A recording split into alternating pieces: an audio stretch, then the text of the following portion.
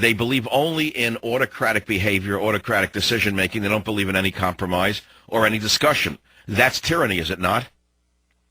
And what I'm fearful about is that the public doesn't recognize it. And if they don't think there are going to be food shortages and food allotments and energy approach. It's interesting you should say that. You know, I have been a student of politics since I'm about 17.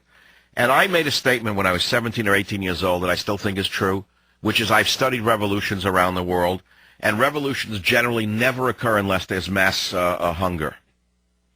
And we have a nation that's obese and fat, obese and stuffed to the gills like pigs in a whatever, a sty. How can there ever be any kind of uprising against this illegitimacy by a people that is so stuffed with cheap calories? It's impossible. Corn syrup and the products that they're putting in the foods. But when you go around the country and the world and you see the horrific climatic changes with the weather, that the crops are failing because of floods, they can't grow it. Eventually, when we run out of money and they debase our dollar and it comes down to the government will allocate, I don't think it's more than 10 years away. Well, we're projecting a nightmare scenario. It's almost like Y2K. I don't see us giving up the wheat fields, do you? I see the government taking over, just like they did with the. Well, Stalin took over the farms from the kulaks. They were the capitalist farmers of Russia who were producing food and making a living and feeding the Russian people. Stalin said this is no good, and he nationalized the farms, and there was mass starvation in Russia, and 30 million people starved to death. Look at what Mugabe did in Zimbabwe when he took over the white-owned farms. The people, while they were white-owned farms, admittedly on stolen land, but the whites were farming and producing a food surplus in Zimbabwe. Is that correct? They were exporting food. After the blacks took over the farms, there was mass starvation. They become basically a nation of begging cups.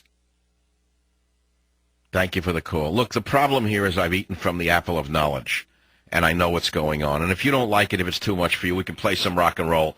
So let's play a little rock and roll as we take our first break of the second hour. There you go, little Beatles.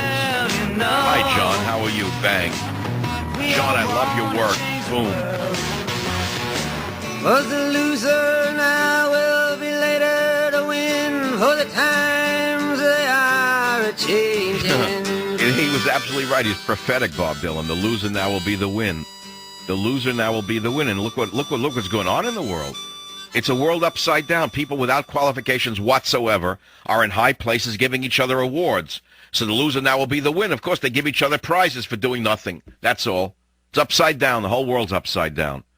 It's exactly what happened in Mao Zedong's China. I told you the story 1,000 times. I told you once.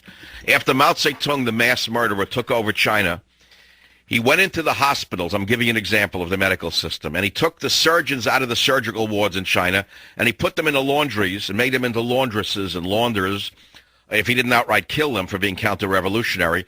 And he took the dumb, illiterate peasant women who had worked in the laundry and turned them into the medical doctors. And he said to them, "Sister, you are now a doctor." And if they said to the cadre, the head of the cadre, but I don't know anything about medicine, they would shoot her for being a counter-revolutionary. So if you tell me we're not going through a Mao-like revolution in the United States of America, is because you're an ignorant moron who doesn't understand the first thing about history. Nothing about history.